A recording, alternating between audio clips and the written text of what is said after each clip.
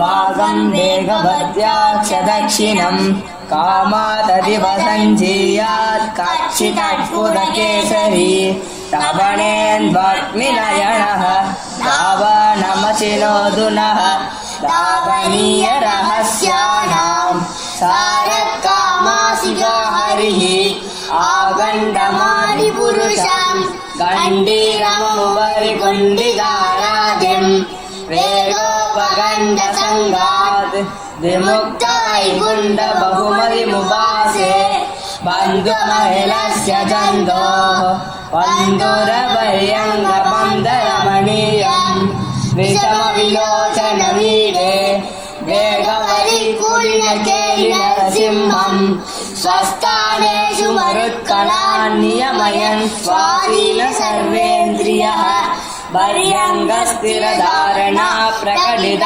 प्रत्यङ्मुखावस्थितिः. श्रीमते रामानुजाय नमः. श्रीमते वरवरमुनये नमः. श्री वातूल गुरवे नमः. श्रीशैलेश दयापात्रं दीभक्त्याद् गुणार्णवं यतीन्द्र प्रवणं वन्दे रम्यजा मातरं मुनि लक्ष्मीनाद समारंभा नादयामुन प्रणमध्यमा अस्मत् आचार्य पर्यन्ता वन्दे गुरु परंपरा. श्री செண்டும் கையும் செங்கமலத்தாயார் துணை கோலும் கையும் கோபாலனே துணை. ஸ்ரீ வித்யா ராஜகோபால சுவாமி திருக்கோவில் பங்குனி பிரம்மோத்சவ பெருவிழா. பிரம்மோத்சவத்திலே 9ஆம் திருநாளாக அமைகிறது சிம்ம வாகனம். சிம்ம வாகனத்திலே நமது மன்னார்குடியை அரசாட்சி புரியும் ராஜகோபால சுவாமி ஸ்ரீ யசோதை இளம் சிங்கமாக, ராகவ சிங்கமாக, யாதவ குல சிங்கமாக, ஹிருதய கமலத்திலே உறையும் ஸ்ரீ நிருசிம்மமாக அற்புதமாக அருளாட்சி புரியும் திருக்காட்சியை நம் சிடிஎன் தொலைக்காட்சி பக்தி பதிவாக நம் இல்லத்திலே அருள் பொங்கும் உள்ளத்திலே பதிவு செய்கிறது. பர்ஹாபதம் ஸ்தம்மில்லம் கஸ்தூரி திலகோஜ்வலம் தாடங்க குண்டலதரம் வாம தக்ஷிண கர்ணயோ ஸ்மிதச்சந்திரயோ தீப்தம் அருணாதர பல்லவம் பூஷிதம் திவ்ய பூஷாதி திவ்ய சந்தன சர்ச்சிதம் தக்ஷிணேனே கராப்ஜேன ததானம் ஹேமபேத்ரகம் கோபிகாம ரசாஸ்வா பாமபாணி சரோருகம் ரக்தாம்ச கமலோபேதம் ரத்ன சிம்ஹாசனே ஸ்திதம் ஜம்பகாரண்ய நிலையம் ராஜகோபாலமாஸ்ரயே என்று அந்த அற்புதமான ஸ்லோகம் கண்ணனெம்பெருமானின் மேன்மையை சொல்லுகிறது. அற்புதம் செறிந்த அவதாரங்களிலே தசாவதாரங்களிலே ஸ்ரீ நரசிம்ம அவதாரம் ஆவேசமானது.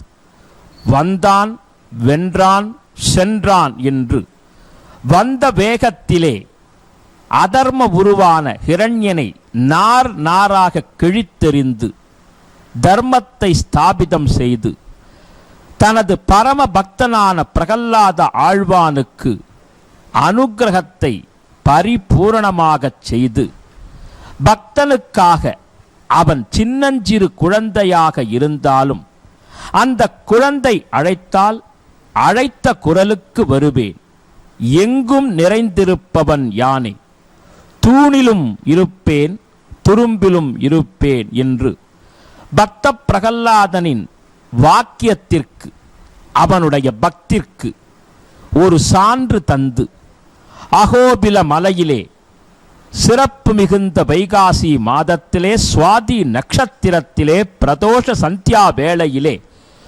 சீறிச் சினர்ந்த சிங்கமாக புறப்பட்டு அன்று எப்படி சிலிர்த்து வந்து எழுந்ததோ அந்த அகோபில நரசிங்கமே நம் ராஜகோபால சிங்கமாக 9ஆம் திருநாளிலே தமக்கே உரிய சிங்க வாகனத்திலே அமர்ந்து அருளாசி வழங்குகிறது. பொதுவாக அரசர்கள் அமரக்கூடிய ஆசனத்தை சிங்காதனம், சிம்ஹாசனம் என்று சொல்லுவது வழக்கம். இங்கே சிங்கமே ஆசனமாகிறது யசோத இளம் சிங்கத்திற்கு.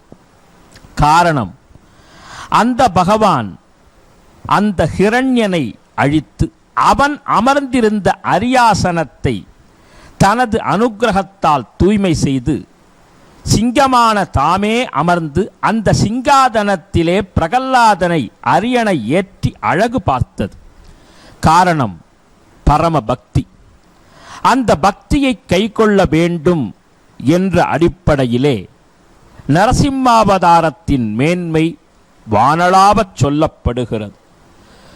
நமது தர்ம சமயத்திலே அத்வைத ஆச்சாரியர்களாக இருப்பினும், விசிஷ்டாத்வைத ஜகதாச்சாரியர்களாக இருப்பினும், துவைதாச்சாரியர்களாக இருப்பினும், திரிமதாச்சாரியர்களுக்கு மிகவும் வணங்க வேண்டிய தெய்வமாக நரசிம்மப் பெருமாளே போற்றப்படுகிறார். காரணம், நரசிம்ம வழிபாடு என்பது நாளை என்ற பேச்சு நரசிம்மனிடத்தில் இல்லை என்பது. பகவான் நரசிம்மனிடத்திலே பிரார்த்தனை செய்தால் நாம் கோரியதை கோரிய வண்ணம் அருளக்கூடியவன். எப்படிப்பட்ட நவக்கிரக தோஷமே ஆயினும் அதை பொடி பொடியாக்குபவன். இதோ ஒரு குகையிலிருந்து சிங்கம் வெளிப்போந்து வந்தால் எப்படி இருக்கும்? மாறி மலை முழஞ்சில் மண்ணிக் கிடந்து உறங்கும் சீரிய சிங்கம் அறிவுற்று தீவிழித்து மேரி நிமிர்ந்து முழங்கி புறப்பட்டு நீ போதருமா போலே நீ பூவை வண்ணா.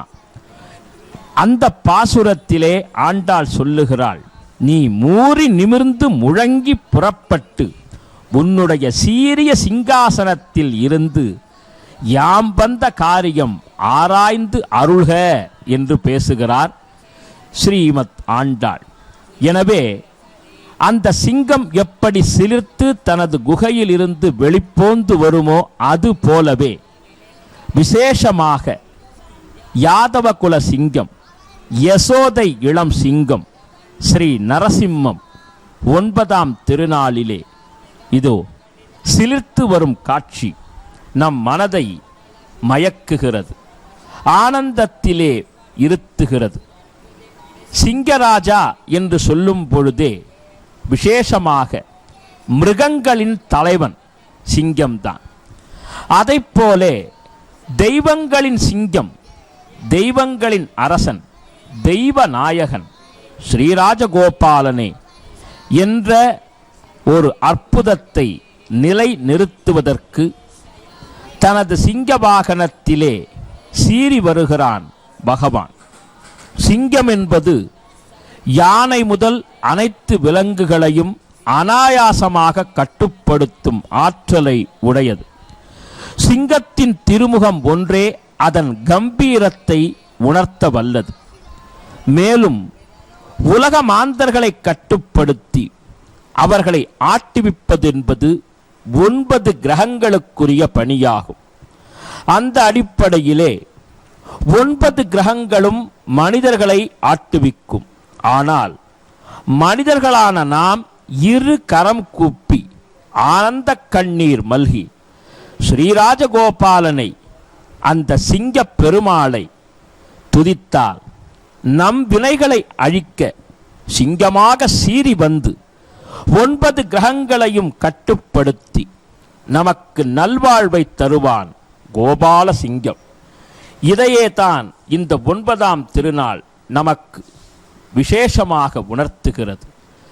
ஆடி ஆடி அகம் கரைந்து இசை பாடி பாடி கண்ணீர் மல்கி எங்கும் நாடி நாடி நரசிங்கா நரசிங்கா என்று வாடி வாடும் இவ்வாழ்நுதலே என்று நம்மாழ்வார் தனது பாசுரத்திலே சாதித்தருளுமா போலே அன்று எப்படி அகோபில மலையிலே சிங்கப் பெருமாளாக விசேஷமான உக்ரஸ்தம்பத்திலிருந்து புறப்பட்டு வந்தானோ அந்த எம்பெருமானுடைய வேகத்தை சீற்றத்தை, அனுக்கிரகத்தை நமது கோபிலாதி முனிகளுக்கும் காண்பித்தருளுகிறான். இந்த திவ்யோத்சவமான பிரம்மோத்சவத்திலே 18 நாட்கள் திருவிழாவிலே 9ஆம் நன்னாளிலே பொதுவாக சிங்கப்பெருமானை 9ஆக ஆழ்வார்கள் பாடுகிறார்கள். அதிலே அகோபில மலையிலே அகோபிலேச நரசிம்மன், ஸ்ரீ குரோட வராக நரசிம்மன், மாலோல நரசிம்மன், ஜுவாலா நரசிம்மன், கரஞ்ச நரசிம்மன், சத்ரவட நரசிம்மன், யோகானந்த நரசிம்மன், பார்கவ நரசிம்மன், பாவன நரசிம்மன் என்று 9 சிங்கப் பெருமாளாக அன்று அகோபில மலையிலே பிரகல்லாத ஆழ்வானுக்கு காட்சி தந்தான் சிங்கப் பெருமான். எனவேதான் நாம் அங்கு சென்று அந்த எம்பெருமானை வழிபாடு செய்ய இயலாவிட்டாலும் அந்த 9 நரசிங்கப் பெருமாளின் முழு வடிவமாகவே நம் ராஜகோபால சிங்கம் சிங்க வாகனத்திலே மிக ஒய்யாரமாக அமர்ந்து கொண்டு தனது கன காம்பீரியத்தை, அனுக்கிரகத்தை மன்னார்குடிவாழ் பெருமக்களுக்கு அருளுகிறது. முக்கியமாக பிரதோஷ வேளை சுவாதி நட்சத்திரத்திலே சிங்கப்பெருமாளை வழிபாடு செய்பவர்களுக்கு ஒளி பொருந்திய வாழ்க்கை, துன்பமில்லாத வாழ்க்கை, என்றும் நிம்மதியான வாழ்வு கிடைக்கும் என்று சொல்லப்பட்டுள்ளது. எனவேதான் நாமும் அந்த பிரதோஷ வேளையில் சுவாதி நட்சத்திரத்தில் சிங்கப்பெருமானை வழிபாடு செய்வது அவசியமாகிறது. உக்ரம் வீரம் மகாவிஷ்ணும் ஜுவலந்தம் சர்வதோமுகம் நிருசிம்ஹம் பீஷணம் பத்ரம் மிருத்யும் நமாம்யகம் என்று சிங்கப்பெருமானின் அற்புதமான மேன்மை பறைசாற்றப்படுகிறது. கம்சன் என்ற யானை கண்ணன் என்ற சிங்கத்தினால் கிள்ளி எறியப்பட்டது. அசுரர்களையெல்லாம் பகவான் முடிக்கும் பொழுது சிம்மகர்ஜனை செய்தே சங்கரித்தான். சிங்கமதாய் அவுணன் திரளாகம் முன் கீண்டு புகந்த சங்கம் இடத்தானை தழல் ஆழி பலத்தானை சென்கமலத்து அயன் அணையார் தென் அழுந்தையில் மண்ணி நின்ற கமல கண்ணனை அடியேன் கண்டு கொண்டேனே என்று பெரிய திருமொழியில் திருமங்கையாழ்வார் திருவழுந்தூர் பெருமாள் விஷயமாக சாதித்தருளுகிறார். எனவே நமது கண்ணனெம்பெருமான் நமக்கு சகலவிதமான போக போக்கியங்களையும் தரக்கூடியவர். நாம் எப்பொழுது அழைத்தாலும் நமது பக்திக்கு கட்டுப்பட்டு ஓடோடி வந்து நமது குறைகளை கிள்ளிக் களைந்து நமக்கு இகபர சுகம் யாவும் தந்து வழிநடத்தக்கூடியவன்.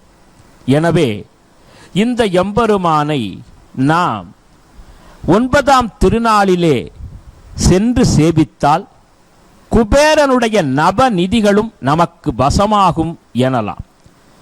குபேரனுக்கு 9 நிதிகள். அந்த 9 நிதிகளிலே சங்கநிதி பதுமநிதி என்பது முக்கியத்துவம் வாய்ந்தது. திருவேங்கடமுடையான் ஸ்ரீனிவாச பகவானுக்கு அந்த சங்க பதும நிதிகளை வைத்துத்தான் குபேரன் பொன்னாக பொருளாக அள்ளி வழங்கினான் கடனாக.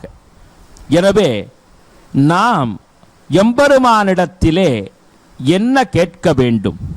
நிதியையா அல்லது பதவியையா என்றால், உனது திருவடியே கதி என்று வந்த எங்களுக்கு பரம பக்தியை தர வேணும். எங்களுடைய மனதில் சதாசர்வ காலமும் உன்னையே சிந்திக்கக்கூடிய உன் நாமாவளியை செப்பக்கூடியதான நல் மனதினை தர வேண்டும். எல்லோருக்காகவும் பிரார்த்தனை செய்யக்கூடிய குணங்களை பெற வேண்டும். அத்தகைய நல்ல குணங்கள் எங்களது இதயத்திலே திகழ்வதற்கு சிங்கப் பெருமாளாக காட்சி தரும் கோபாலனே, கோவிந்தனே, அந்த அற்புதத்தை எங்கள் வாழ்வில் நிகழ்த்தி தர வேண்டும் என்று அவன் பூவார் கடல்களை நாம் பற்றி துதித்தால் நமக்கு என்றும் எப்பொழுதும் 16 செல்வங்களையும் வாரி வழங்குவான் வாசுதேவ கிருஷ்ணன். எனவே இற்றைய நாளில் 9 என்ற எண்ணிற்கு எத்துணை மகத்துவம். கிரகங்கள் 9, நிதிகள் 9. விசேஷமாகச் சொன்னால் இந்த 9 என்ற எண் பெருக்கக்கூடிய தன்மை, அதாவது அதிகரிக்கக்கூடிய தன்மையை கொண்டது. எனவே அந்த எண்ணுக்கே உரிய விசேஷம் மிக நுட்பமானது. எனவே இந்த 9ஆம் திருநாளை நாம் பெருமாளை மனமார துதித்து அவனை வலம் வந்தால் நம் வாழ்வு அதி அற்புதமான உன்னத நிலையிலே வர்த்ததாம் அபிவர்த்ததாம் என்று வாழ்வில் என்ன முன்னேற்றத்தை நாம் அடைய வேண்டுமோ, நமக்கு என்ன செல்வங்கள் கிடைக்க வேண்டுமோ, என்னென்ன உயர்வுகள் மேன்மைகள் வாழ்வில் நாம் கிடைத்து உயர்ந்த நிலையில் எய்த வேண்டுமோ அவை அனைத்தையும் இந்த 9ஆம் திருநாளிலே ஒப்பாரும் மிக்காரும் இல்லாத ஒப்பில்லாத பெருமாளாக விளங்கக்கூடிய கோபால சிங்கம் தந்தருளும் என்பதன் சான்றாகத்தான் இந்த 9ஆம் திருநாள் சிங்க வாகனம் அமைந்து கொண்டிருக்கிறது. ஆச்சாரியர்களிலே சங்கர பகவத்பாதாள் விசேஷமாக நரசிம்ம கராவலம்பம் செய்தபடியினாலே தனக்கு வந்த ஆபத்திலிருந்து மீண்டார். ஸ்ரீ விசிஷ்டாத்வைத ஆச்சாரிய ஜெகதாச்சாரிய ராமானுஜ முனிவர் ஸ்ரீ நிருசிம்மனை போற்றி எந்த ஒரு ஆச்சரியமான திபதேசமாக இருப்பினும் நாம் நிருசிம்ம பிரபத்தியை செய்தால் நமக்கு மறுபிறவி இல்லை என்று சாதித்தருளினார். நம்முடைய நம்பெருமாள் என்று சாதித்தருளினார். ஸ்ரீ மத்வசமய மகாகுருவான வியாசராஜரும் ராகவேந்திர சுவாமிகளும் நரசிம்மனின் அற்புதத்தை பறைசாற்றி அருளி உள்ளனர். எனவே நாமும் இந்த எம்பெருமானை ஆச்சாரியர்கள் காண்பித்தருளிய வழிமுறையின் அடிப்படையிலே நாம் பிரார்த்தனை செய்தால் நமது குறைகள் நீங்கிவிடும், ஜாதக தோஷங்கள் மறைந்துவிடும், இல்லத்தில் இருக்கும் எதிர்வினை சக்திகள் அகன்று போய்விடும். எனவே நமக்கு சர்வ மங்களத்தையும் வழங்கும் நரசிங்க பெருமாளாக காட்சி தரும் கோபால சிங்கத்தை வழிபாடு செய்து நலம் யாவும் பெறுவோம். கமலா சரணாம்போஜ கௌஸ்துபாங்கித வக்ஷசே கல்யாண குண பூர்ணாய சம்பகேசாய மங்களம். ஸ்ரீமதே ரம்ய ஜாமாத்ரு முனீந்திராய மகாத்மனே ஸ்ரீரங்கவாசினி பூஜாத் நித்யஸ்ரீ நித்திய மங்களம் என்று சொல்லி கோபால சிங்கத்தை சரணாகதி செய்வோம். சர்வம் ஸ்ரீ கிருஷ்ணார்ப்பணமஸ்து.